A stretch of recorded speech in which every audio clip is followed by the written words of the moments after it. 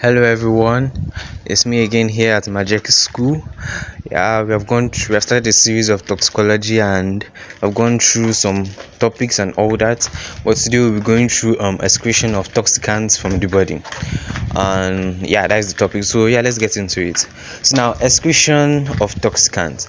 Now the longer toxicants or the longer toxins are present in the body would determine their degree or their toxicity to an extent. Now, if a substance present in the body takes longer to be excreted, it will therefore have a longer time to exert its effect within the body system. But if it's excreted quickly, it will not be able to its effect in the body will not be seen that much. It won't be pronounced that much. So now there are different routes, different routes that these toxicants can actually be excreted from the body. They can be excreted through the urine, they can be excreted through the lungs, they can be excreted in the feces through biliary excretion. They can also be excreted through breast milk and some other routes. Now the first route of excretion is urinary excretion. And then this is the kidney being able to filter toxicants and filter waste from the body out into form the urine, so they can be excreted out of the body. Now 25% of the output of blood from the heart gets to the kidney, and waste products and toxicants in the blood are filtered out into the kidney so they can be excreted. So now the kidney, it can excrete lipid soluble molecules, water soluble molecules, and relatively small. Now it does this by three mechanisms. First is filtration by the glomerulus, second is passive diffusion directly into the tubules, and the last one is active transport into the tubules. Now the principle governing this purpose depends on the physiochemical properties of the compounds in question.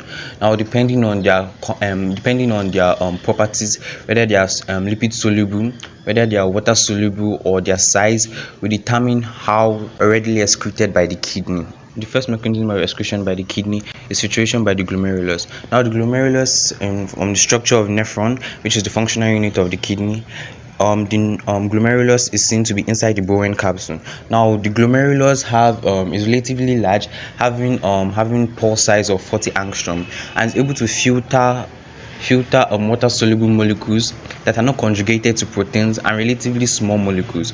So these molecules are being filtered by the glomerulus to form the ultrafiltrate that then goes into the proximal convoluted tubules. Also, the glomerulus only allows substance of molecular weight that is less than 60,000 to go through to be filtered by the glomerulus. Higher than this molecular weight, higher than 60,000, such substance will not be easily filtered by the glomerulus. Now another thing to note is that the concentration of these toxicants present in the urine or present in the ultrafiltrate after the glomerulus has performed this function will be directly proportional to the concentration of this substance present in the plasma. Now coming to the second mechanism of urinary excretion is passive diffusion directly into the tubules. Now blood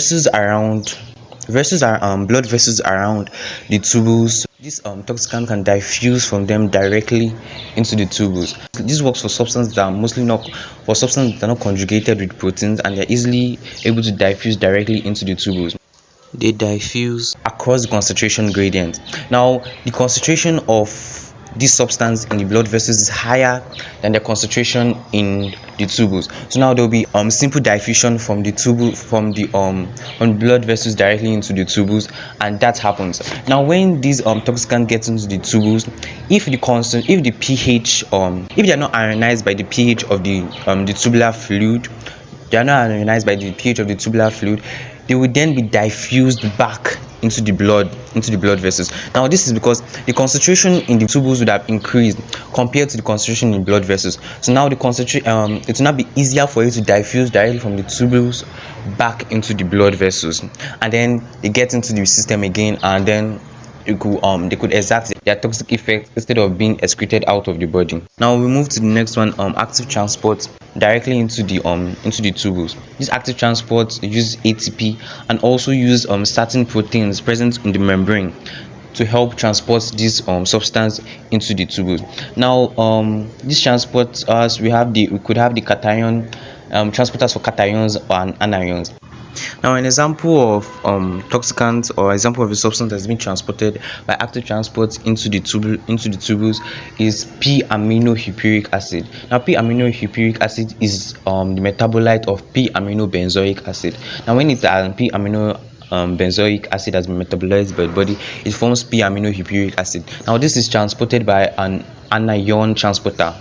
It's transported by an anion transporter into the tubules, and that is how this toxicant is being eliminated from the body. Now, in a situation where the toxicant in the body is in high concentration, now we'll be considering the passive diffusion, and this active transport. Now, when there's high amount of these toxicants in the body, they're easily diffused into the tubules to be excreted out of the body. When these chemicals are when there's high concentration of these chemicals in the body, the plasma concentration, the concentration of this substance in the plasma would have increased, and therefore there will be increased diffusion from the blood directly into the tubules by passive diffusion.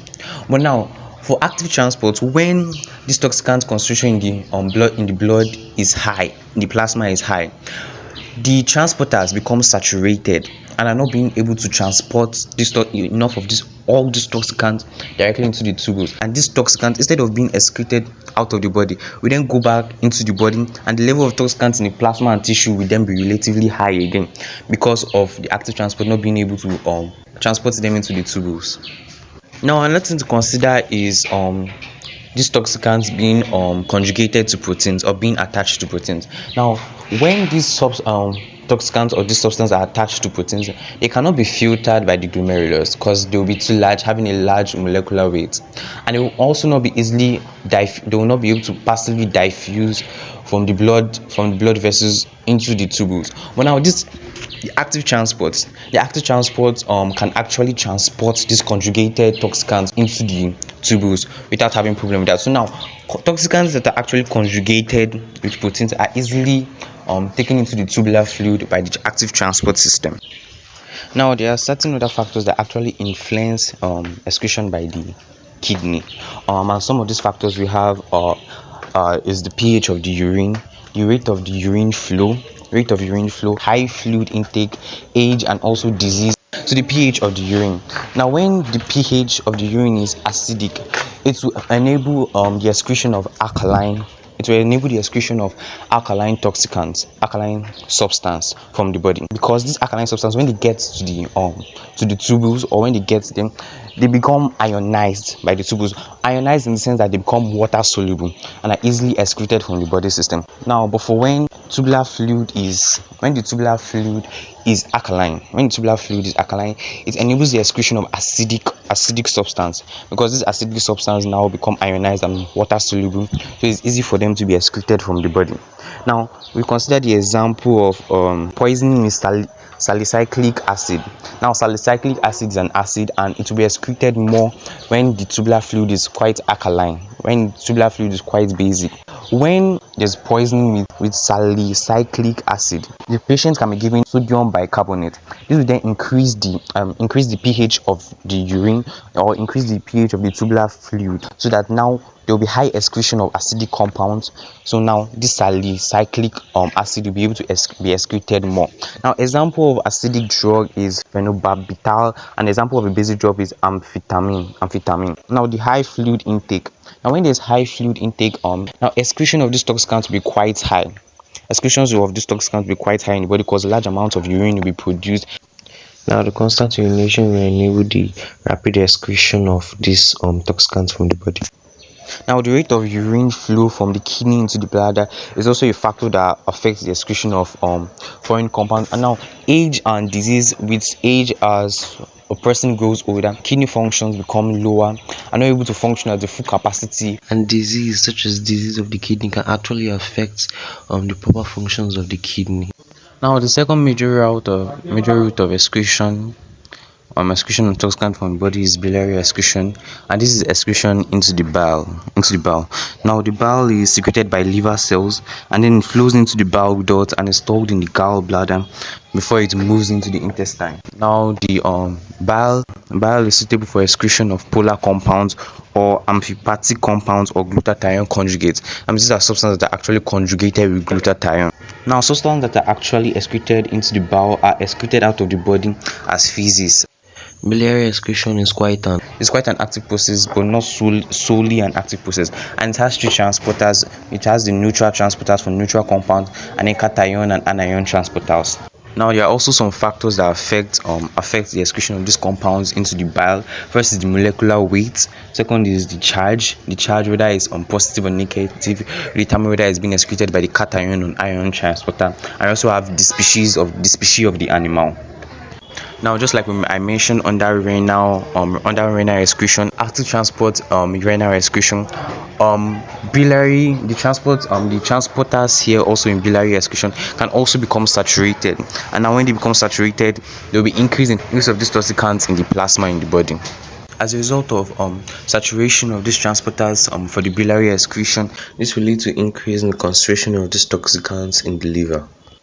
Now, as with the saturation of these transporters, drug interaction can also occur as a result of competition for or inhibition of specific transporters.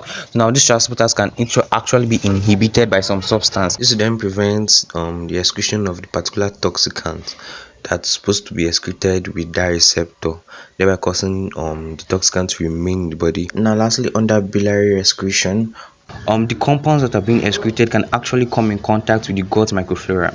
Now, this gut microflora can then metabolize this substance again and then convert them to lipid soluble molecules or lipid soluble substance that are actually more lipid soluble. So now this would then be reabsorbed from the intestine and taken back into the blood.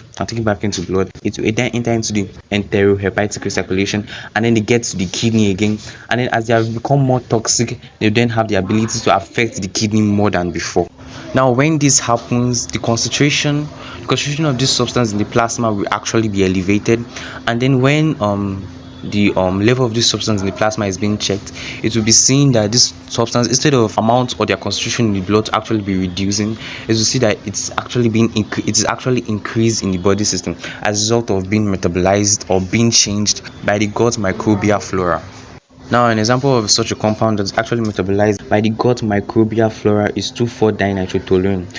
Now, the biliary excretion may therefore increase the half-life of the compound when followed by reabsorption from the. So now this half-life deals with the time they spend in the body. Now, when there's increase in the time they spend in the body, then cause increase in their toxicity or increase in their toxic effect on the body. Now, they can also lead to the production of toxic metabolites in the gastrointestinal tract after being metabolized again by or being affected by the gut microflora. They can be changed into a more toxic metabolite, and then they could increase hepatic exposure by the enterohepatic recirculation, and then they can be saturated. These transporters can actually be saturated and cause hepatic damage because the kidney now is being exposed to more of these toxicants, more of the metabolite of these toxicants. So now we come to the last one, which is excretion through the lungs. Now here, volatile and gaseous substance can be excreted through the lung in expired air. That is like the air that is being breathed out through the nose, like breathing out, and mostly gaseous metabolites. These toxicants that are taken into the body and then they are metabolized, they are broken down by the body, and then they form gaseous substance. They can be expired through the lungs. Now, this is assisted by the concentration gradient. Now, these gaseous metabolites, they are present in the blood, dissolved in the blood, but now they can be excreted through the lungs. So now, as I explained before, through the absorption of this metabolite into the body from the lungs into the bloodstream. So now it's almost the same thing, but now the concentration in the bloodstream is higher than the concentration in the alveolar sacs in the lungs. So now it diffuses from the blood vessels, that is the capillaries, diffuse from the blood vessels into the alveolar sacs, and then from the alveolar sacs they are released through the nose into the air. So yeah, that is what happened, and this is assisted by the concentration gradient. It also depends on blood gas partition coefficient. This is the same thing as the solubility ratio of the gas. So the solubility ratio of the gas also affects the rate of excretion of this gas through the lungs. So an example we have is methylene chloride. Methylene chloride is actually metabolized to carbon monoxide, which is quite toxic to the system. So now this carbon monoxide is then excreted through the lungs so that it doesn't become too poisonous for the system. We have another route for excretion, which is through the breast milk. We have some other routes like sweat, tears, semen, or saliva, and these toxicants are released through this route by passive diffusion, and it's mostly lipid soluble substances that are actually released from the body by this route. And then also for the lungs, something I forgot to mention, lipid soluble substance are easily excreted by the lungs.